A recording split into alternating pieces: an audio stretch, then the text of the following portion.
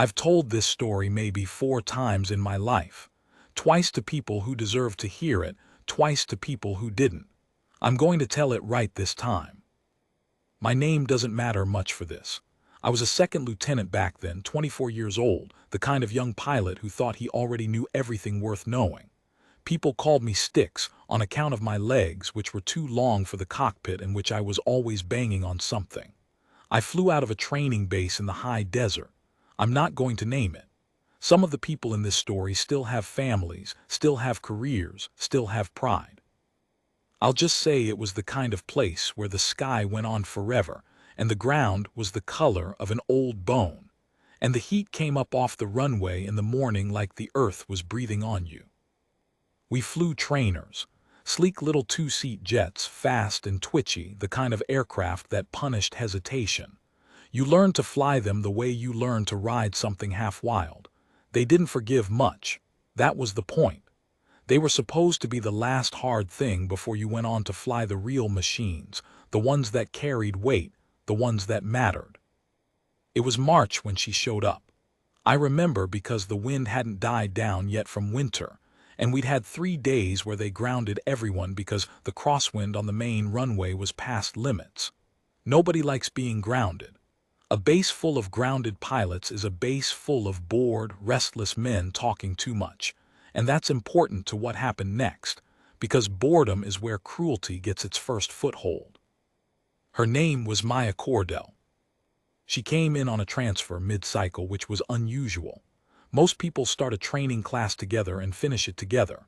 You bleed and learn beside the same faces for months. To have somebody drop into the middle of that, already a class behind in some things and a class ahead in others, made people suspicious before she ever opened her mouth. We're tribal animals, pilots. We don't say it out loud, but we feel it. New blood in the herd gets watched. I first saw her at the morning brief. She came in quiet, sat near the back, kept her flight bag on her knees instead of on the floor like the rest of us slung ours. Small thing. I noticed it anyway. She had dark hair pulled back so tight it looked like it hurt, and a stillness about her that some people mistook for shyness. It wasn't shyness. I figured that out later. It was the stillness of somebody who has already decided not to waste a single word until a word is worth something. The instructor running the brief was a major named Holloway. Good pilot, lazy teacher, the type who'd rather be flying than explaining flying. He went down the roster assigning call signs to the new arrivals, which was its own little ritual. You don't pick your own call sign in this world. That's the first thing they teach you.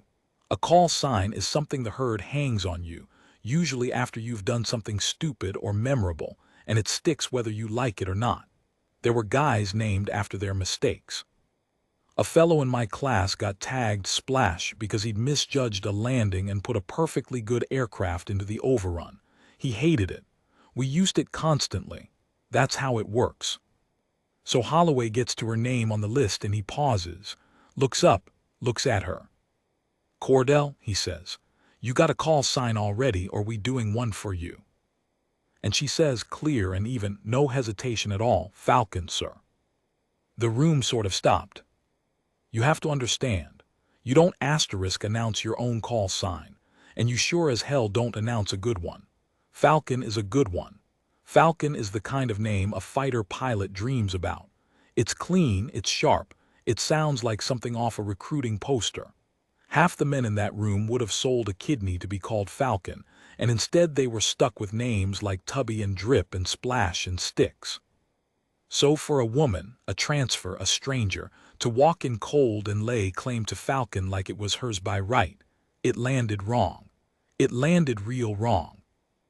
There was a noise in the back of the room. Somebody laughed.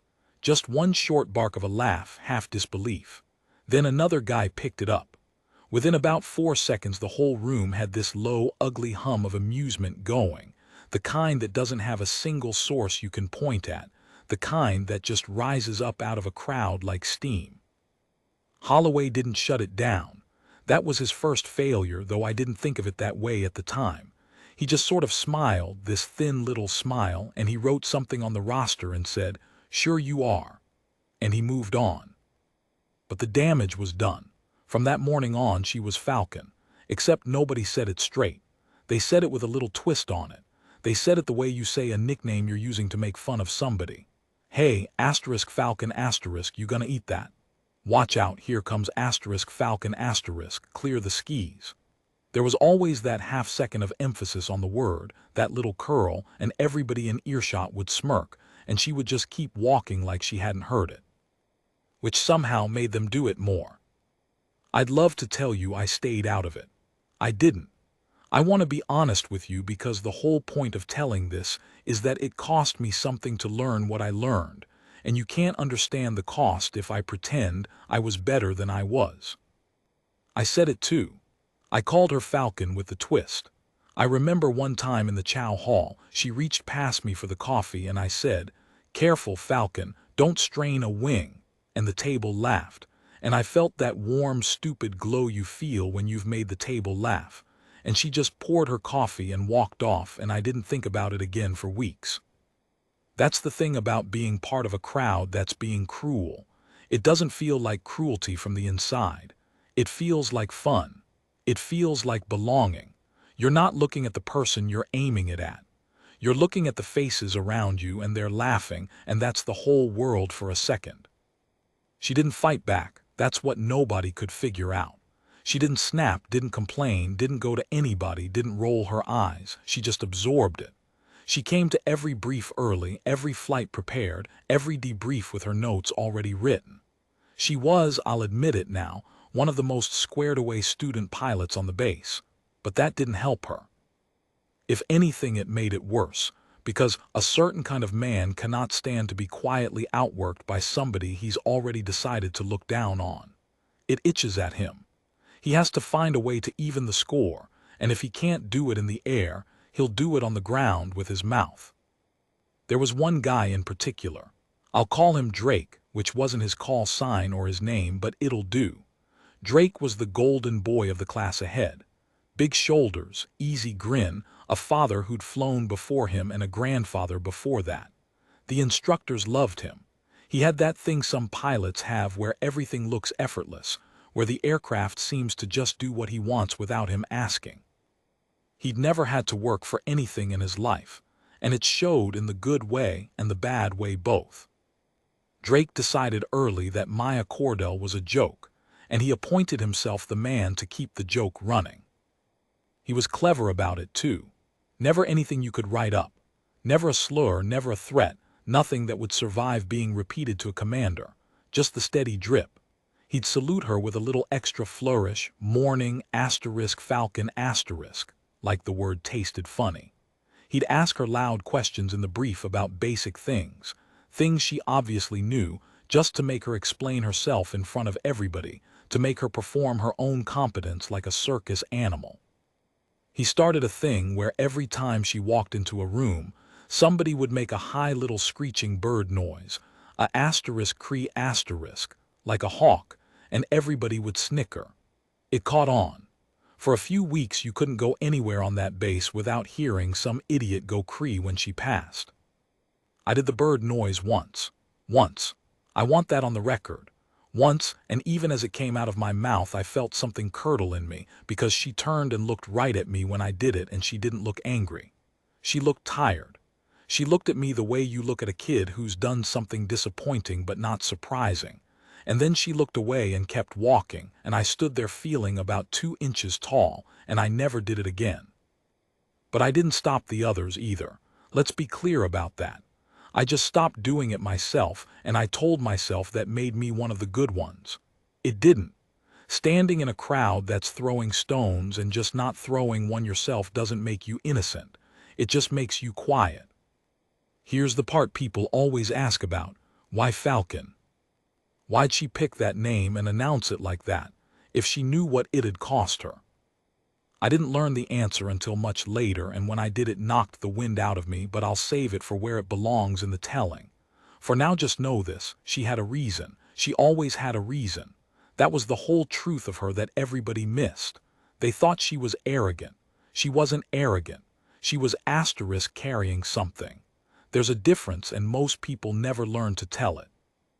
What I'll tell you now is what I could see at the time, which was that she flew like the name was true. I'd never have admitted it back then, but I watched her in the pattern one afternoon from the ready room window, the way you half-watch the radio chatter and the aircraft turning final, and she greased a landing in a crosswind that had 2 other students go around twice. Just kissed it on. Smooth as anything. And one of the instructors standing next to me, an old chief warrant officer named Patton, no relation, and he'd tell you so before you could ask. Patton watched her roll out and he said, real quiet, almost to himself, "That girl can fly." Nobody else heard him say it. I did. And I remember feeling this little jab of resentment because I didn't want it to be true. It was easier when she was just the joke. It's always easier when the person you've decided to look down on stays small. The moment they show you they're bigger than you decided, you have to do something with that, and most people would rather not. Most people would rather just turn up the volume on the joke. So that's how it stood, going into that morning in late spring. A base full of bored men, a quiet woman who flew like an angel and got treated like a punchline, a golden boy running a slow campaign of small cruelties, and me, 24 and stupid, standing in the middle of it telling myself I wasn't part of the problem. And then we briefed the formation flight. It was a 2-ship formation training mission. 2 aircraft, 4 souls, an instructor and a student in each, lead and wing. The point of the exercise was to teach the students to fly close formation, to hold position off the lead aircraft, to learn that strange trust you have to build where you put your jet a few feet off another man's wingtip going 400 knots, and you keep it there with tiny pressures on the stick all morning until your forearm aches. Drake was flying lead. Of course he was. He'd been picked to lead because the instructors liked him and because he was genuinely a slick formation pilot. I'll give him that. He could fly. His instructor that day was Major Holloway, the same one who'd let the laughter run loose at the brief weeks before. Maya was flying wing. Her instructor was Patton, the old chief, the one who'd said that girl can fly under his breath.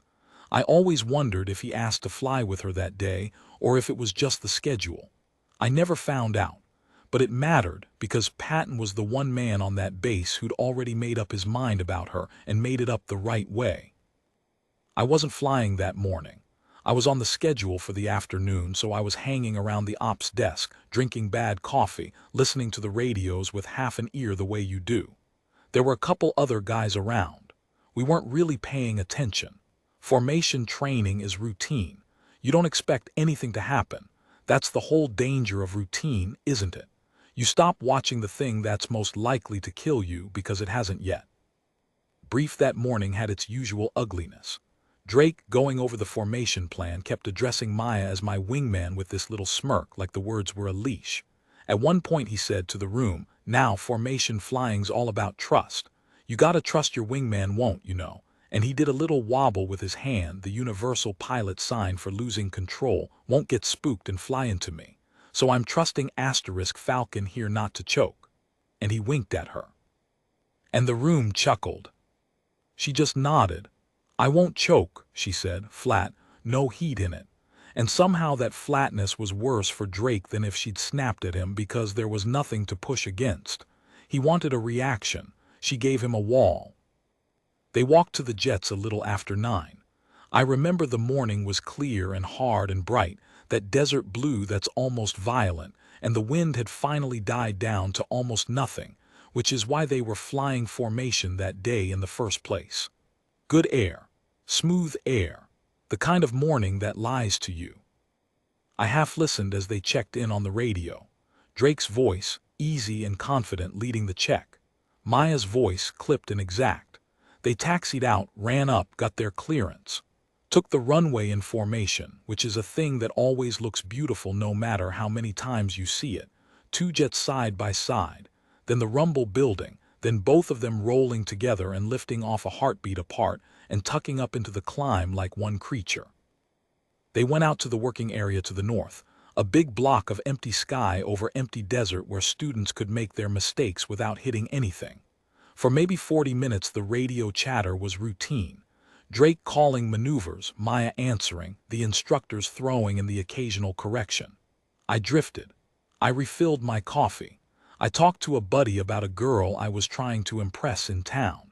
I wasn't listening when it started. I started listening when Patton's voice came over the radio. You learn to read voices on the radio the way some people read faces. After enough hours, you can hear a man's whole body in 2 words. Patton was a calm flyer, a slow talker, the kind who sounded half asleep on a good day. And his voice came across the op speaker tight, just slightly, just a half turn tighter than normal. He said, "Lead, we've got to stand by." And then nothing for a second. And in that second the whole ops room went quiet, because everybody who knew how to listen had heard the same thing I had. Stand by is one of those phrases. On a calm training flight, stand by means something just happened that the pilot doesn't yet have words for. Then Maya's voice, and here's the thing I'll never forget as long as I live. Her voice was steady, steadier than Patton's, steadier than mine would have been. She said, "Lead 2 has a problem. I've got," and there was a pause, and you could hear in the pause that she was reading instruments, processing, deciding what to say. "I've got rising EGT and fluctuating RPM on the engine. Looks like I'm losing it." EGT is exhaust gas temperature. RPM is the engine spinning. When one's climbing and the other's bouncing around, your engine is telling you it's about to quit. And in a single-engine jet, your engine quitting is the whole ball game. You don't have a second one to limp home on. You've got one motor, and if it dies you have become, very suddenly, a very heavy, very fast glider, and gliders that look like fighter jets do not glide well. They come down. The only questions are where and how, and whether you're still in the seat when it stops. I put my coffee down. I remember that.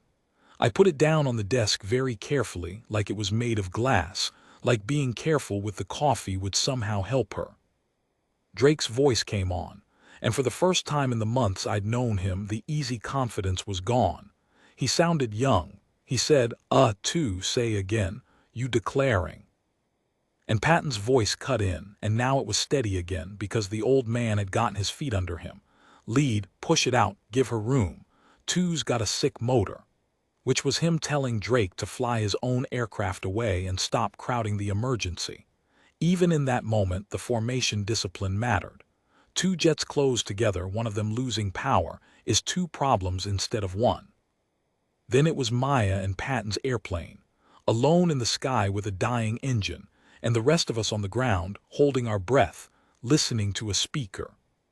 What happened next happened fast, and it happened slow, the way these things do. Fast in the sky, slow in the room. The engine quit. We heard her call it. 2, engine failure, I'm flaming out. Flat, procedural, not a trace of panic, and I swear to you I have replayed that transmission in my head 1,000 times trying to find the panic in it, and it isn't there. There's a kind of calm that isn't the absence of fear. It's fear that's been put in a box and sat on hard by training and by will so that the hands stay free to work. That's what was in her voice. The box was rattling. But the box held. Now, in a flameout, you've got a checklist and you've got seconds and you've got a choice. You can try to relight the engine, go through the air start procedure, get the thing spinning again. Sometimes it catches. Or if you're too low. Or there's a fire, or it's clearly dead. You point the jet somewhere empty and you and your instructor pull the handle and you eject. And you let a perfectly good airplane become a smoking hole in the desert. Because airplanes can be rebuilt and you can't. The smart move, the asterisk book move when an engine fails over open desert at a decent altitude is to try the air start while you set up for a landing or for ejection. And if it doesn't catch, you get out. Nobody, nobody, would have faulted her for getting out. 2 student instructor crews punch out over the desert every few years and the response is relief, not blame. You'd rather lose the jet than the people. Everybody knows that. It's drilled into you from day one. The aircraft is replaceable, you are not. But Maya didn't get out, not yet. There was a base out there. A little auxiliary field, An old strip the Air Force kept for emergencies and touch and goes. Way out in the empty, and she was, by luck or by skill or by both, in a position where if she did everything exactly right, and the air cooperated and nothing else went wrong, she might be able to glide that dead jet down onto that strip and put it on the ground in one piece. A asterisk flameout approach asterisk, they call it. A forced landing in a jet with no engine. It is one of the single hardest things a pilot can be asked to do because you get exactly one try. There's no go-around with no engine. There's no second pass. You're trading altitude for distance the whole way down, and your judgment of that trade has to be perfect. Because if you come up short, you hit the desert before the runway. And if you come in too high or too fast, you float off the far end and tumble into the dirt at 140 knots. One try. One. And here's what came over the radio, in that flat, steady voice. And here's the moment the whole base would talk about for years afterward. The moment that ended one thing and started another. Patton, the instructor, the one with the authority, the one whose job it was to make the final call, keyed the mic. And what he said was not a command. What he said was a question. He said, "To your aircraft, your call. What do you want to do?" He gave it to her. The old man, with his decades and his rank and his wisdom, looked at the situation and looked at the woman in the front seat and decided, in about a second and a half, with both their lives on the line, that her hands were better than his. He handed her the airplane and the decision and the responsibility and her own life and his, all of it, in one quiet question. And Maya Cordell keyed the mic and said, "I'm putting her on the strip. I'm Falcon. I've got this. I'm Falcon." Not the joke version. Not the one with the twist on it that the whole base had been throwing at her for months. She said it like it meant something. She said it like it was true. And in the ops room somebody, I think it was the duty officer, let out this breath, this single shaking breath, and nobody laughed. Nobody made the bird noise. There was not a sound in that room except the speaker and the blood in your own ears. Out in the empty blue, 8,000 feet up and falling, a young woman, everybody had decided, was a punchline, pointed a dead jet at a strip of old concrete in the middle of nowhere, and started doing the hardest thing in the world. And we couldn't do a single thing but listen. You have to understand what a dead jet feels like, even though almost nobody listening to me will ever feel it, and I hope to God none of you ever do. It goes quiet. That's the first thing the pilots who have lived through it always say. The engine that's been roaring behind you your whole flying life, that low constant thunder you stop hearing because it's always there, it just stops. And in its place comes this awful windrush whistle, the sound of air sliding over a machine that isn't being pushed anymore, only falling. Pilots describe it like the airplane is suddenly holding its breath, like it knows. And the controls go heavy and strange, because half of what makes a jet feel alive is the engine feeding the systems, and now there's a backup keeping the bare minimum alive and not 1 ounce more. The stick gets stiff. The little hum under your hands that you never noticed is gone, and you notice the goneness of it more than you ever noticed the hum. That's what Maya Cordell had in her hands. A heavy, quiet, falling thing, and a strip of concrete maybe 10 miles away that she could not see yet, and a number in her head, a glide ratio, a sink rate, an altitude that she had to get exactly right or she and the old man in the back seat were going to die in the dirt. We heard her working. That was the unbearable part, listening to her work, because she narrated it. Not for us, for Patton in the back, so he'd know what her hands were doing, the way you're trained to. But it came over the radio and into that frozen room, and it was the calmest, most terrible thing I have ever heard. Setting best glide, her voice flat, trimming for it. "Patton, I've got the field at my 11 o'clock, you see it. And Patton, I see it, you're high, you've got the altitude. I know, I'm gonna spiral down over the numbers. I'm not gonna stretch the glide. I'm gonna stay high and dump it close in. You hear that? You probably don't, so let me tell you what that was. The temptation, the thing that kills people, is to point at the runway from far out and stretch, to try to glide straight to it. Hopping you make it, because the runway looks so far and the ground looks so close. And almost every time, the pilot who stretches comes up short and lands in the dirt before the threshold, because a dead jet sinks faster than your hope wants to believe. The hard discipline, the thing that takes nerve, is to do the opposite. To keep your altitude in your pocket like money you're not going to spend. To fly asterisk over the field while you've still got height, with the runway right under you looking like you're way too high, and then spiral down tight over the top of it and bleed the altitude off in a turn so that you arrive at the threshold with exactly enough and not a foot to spare. It feels insane while you're doing it. Every instinct screams to point at the concrete and go.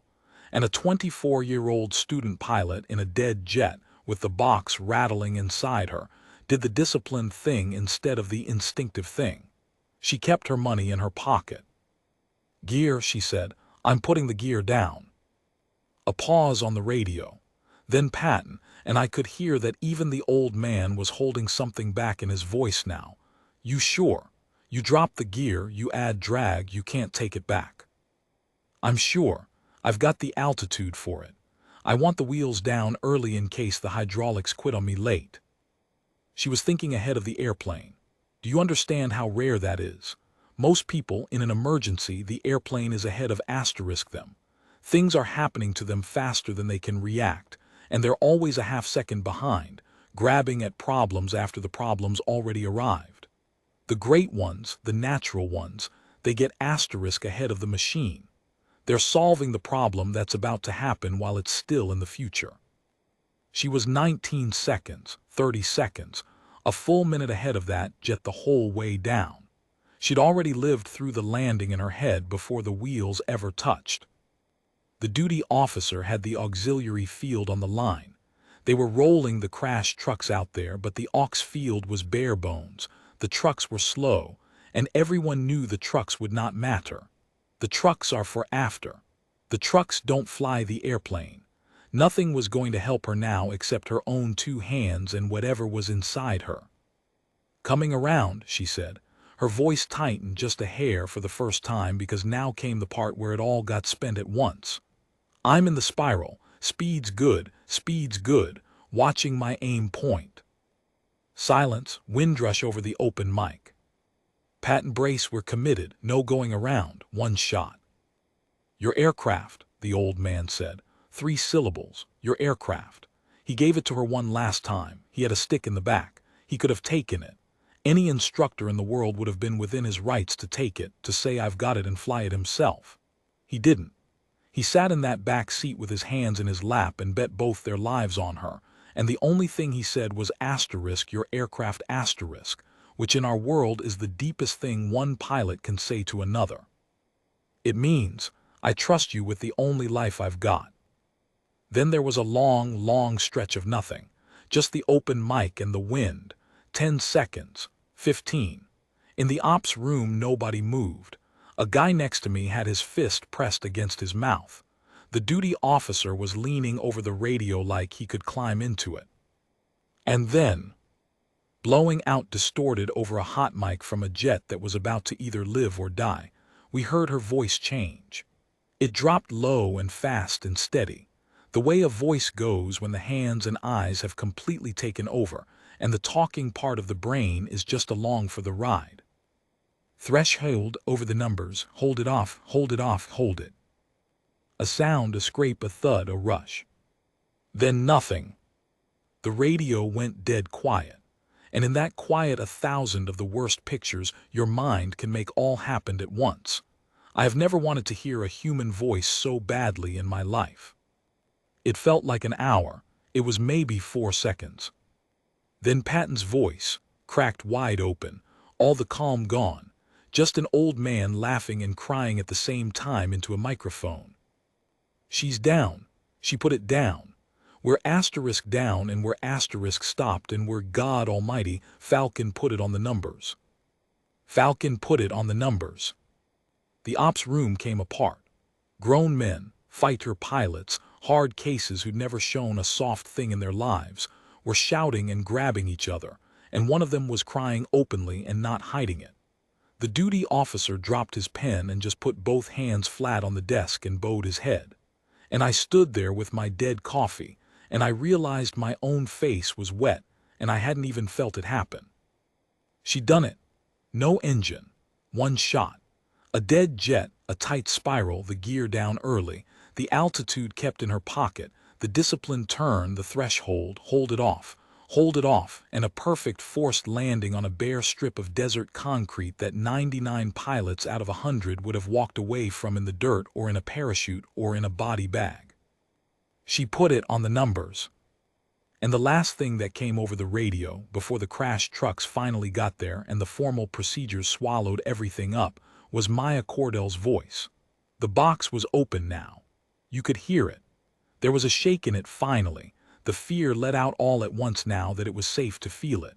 But under the shake there was something else, something I'd never heard from her in all those months, and it took me a second to place it. It was joy. She keyed the mic, and to nobody in particular, to the whole listening world. In a voice that was shaking and laughing and alive, she said, "Told you I wouldn't choke. Here is what nobody tells you about a thing like that. You'd think it changes everything in an instant. You'd think the whole base would do a clean about face, that the mockers would line up to apologize, that the bird noises would stop forever the second she climbed down off that wing in the desert. And some of that did happen. But shame is a slippery animal, and people do not all carry it the same way. They flew her and Patton back to the main base that afternoon in a helicopter, and the whole field turned out on the ramp to meet it. Hundreds of people. Pilots, mechanics, the cooks from the chow hall, the kid who ran the parachute shop. Word travels at the speed of light on a base, and by the time that helicopter set down, everybody knew exactly what she'd done. When she stepped out, still in her flight suit, still pale, still a little unsteady on her feet, that whole crowd of people who'd spent months making a joke out of her stood there and did not make a sound. And then somebody started clapping, and then everybody was, and it built into this roar, this absolute roar, and she stood there in the wash of it looking like she didn't quite know what to do with her hands. She wasn't soaking it up. That wasn't her. She looked, if anything, embarrassed by it.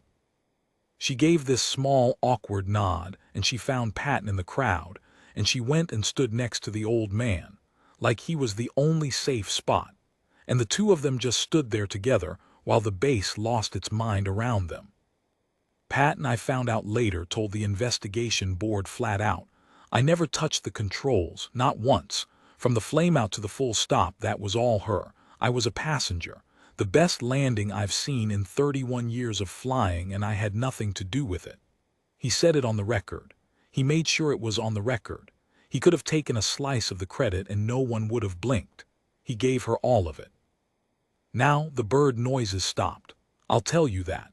From that afternoon on, I never heard a single asterisk cree on that base again, and if anyone had tried it, I think the rest of us would have put him through a wall. The twist on her name was gone too. Falcon became just her name, said with respect, the way it should have been from the start. But the men who'd been cruelest, they didn't all come to her and apologize. That's the part that taught me the most about people. Some did. A couple of guys went to her quietly and owned it, and she took it gracefully, better than they deserved.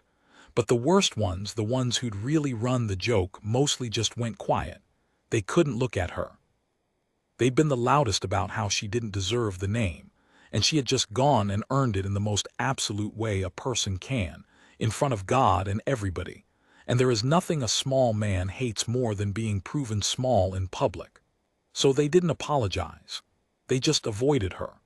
They folded their cruelty up and put it away and pretended it had never happened, and I think some of them genuinely managed to forget. People are very good at forgetting the version of themselves they can't stand to look at. And Drake had the hardest landing of all, and his was on solid ground. Because here's the thing the formation flight did to him. He'd been the lead. He'd been the golden boy, the one who flew like it was nothing, the one who'd stood up in the brief that very morning and joked that he was trusting Falcon not to choke. And when the emergency came, when it was real, what had he done? Nothing wrong, exactly. He'd flown his own jet away and stayed out of it, which is what he was supposed to do. But he'd also sounded young on the radio. Scared. He'd said, to say again, you declaring. In this lost little voice while she was already 3 moves ahead, already working the problem, already calm. Everybody had heard it. The contrast was burned into the whole base's memory now. The man who'd appointed himself her better, sounding like a frightened kid, while the woman he'd mocked flew a dead jet onto a postage stamp. He didn't say much after that. The swagger went out of him. I'd see him in the chow hall and he'd be sitting kind of hunched, and he didn't hold court anymore and the other guys didn't gather around him the way they used to. He finished the program. He went on to fly. As far as I know, he had a fine career, but something got taken out of him that day in the desert, some easy certainty about where he stood in the order of things, and I don't think he ever got it back. I'm not sorry about that. I used to think I should be. I'm not. As for me, I did the one thing I'm not ashamed of in this whole story, though it's a small thing and it came too late. About a week after, I caught her alone in the ready room. Everyone else had cleared out. She was sitting there going over notes, because of course she was, even after all that, still the most prepared person in the building. And I went over and I sat down a couple seats away and I made myself say it. I said, I did the bird noise to you once, months ago, and I said the thing about your wing in the chow hall, and a bunch of other stuff I don't even remember because it wasn't worth remembering to me, which is exactly the problem. I'm sorry. It was a coward's thing to do and I knew it was even while I was doing it. She looked at me for a long moment, that same steady look, and then she did something I didn't expect. She gave me the smallest smile and she said, you stopped though, after the look. I said, you remember that? And she said, I remember everybody, who kept going and who stopped. You'd be surprised how few stopped. That landed on me harder than any chewing out ever could have. You'd be surprised how few stopped. She'd been keeping a quiet ledger the whole time, not out of bitterness, just out of paying attention, and I had barely made it onto the right side of it, and only because of one tired look across a chow hall that had shamed me into shutting my mouth. I've thought about that exchange for 20 years. It's the reason I tell this story at all. So now I'll tell you the thing I held back. The reason she walked into that brief on her first morning, a stranger, a transfer, and laid claim to the best call sign in the room when she had to have known what it would cost her. I didn't get it from her. She never explained herself to anyone, not once, not even after. I got it from Patton, near the end of my time on that base, when the old man and I were the last 2 in the bar one night and he'd had just enough to talk. Maya Cordell had a brother, older. He'd been a pilot too, a real one, the kind she'd grown up worshipping, the kind who'd put her on his shoulders at air shows when she was a little girl and pointed up at the jets and told her that's going to be you someday. You've got better hands than I do already. He's the one who taught her to fly in a beat-up little prop plane on weekends before she was old enough to drive a car. His call sign was Falcon. He was killed, not in combat, in a training accident years before, an engine failure not unlike the one she would one day face herself, except his didn't end on the numbers. His ended in the dirt. He'd been low, too low, no altitude to work with, no field to reach, and he'd done everything right and it hadn't been enough, because sometimes you do everything right and the sky takes you anyway. He was 26. And his little sister, who had better hands than he did even when she was a kid, had grown up and gone to flight school and carried his name into every cockpit she ever climbed into on purpose, out loud, where everyone could hear it, not because she was arrogant, not because she thought she was hot stuff, but because she had made herself a promise. The promise was that the name Falcon was not going to end in the dirt. The promise was that she was going to fly it the way he never got to finish flying it. She was going to take the thing the sky took from him, and she was going to fly it home. That's why she announced it. That's why she didn't fight back when they made it a joke. How could a joke touch it? They thought they were mocking a cocky girl who'd named herself after a bird. They had no idea they were mocking a dead man and a promise made over his grave. She let them laugh because their laughter was nothing. It was air. It was less than nothing against the weight of what that word meant to her. She wasn't being humble and she wasn't being meek. She was just carrying something so much heavier than their cruelty that their cruelty couldn't even register. You can't insult someone out of a thing like that. You can only watch them prove it. And on a bright still morning in the high desert, 8,000 feet up in a dead and silent jet, with an old man's life in her hands and her own life in her hands and her brother's name on her chest, Maya Cordell keyed the microphone and said, "I'm Falcon. I've got this." And she brought it home. She brought it all the way home. I left the service a long time ago now. I had a decent run. I flew good airplanes and worked with good people, and I made plenty more mistakes, but I never again stood in a crowd and threw a stone at somebody just to feel the warmth of the laughter. That cured me for life. One tired look across a chow hall and one dead jet on a desert strip cured me of it forever. I lost track of her, the way you lose track of people. Last I heard she'd gone on to fly the heavy iron, the real machines, the ones that matter, exactly like she'd always meant to.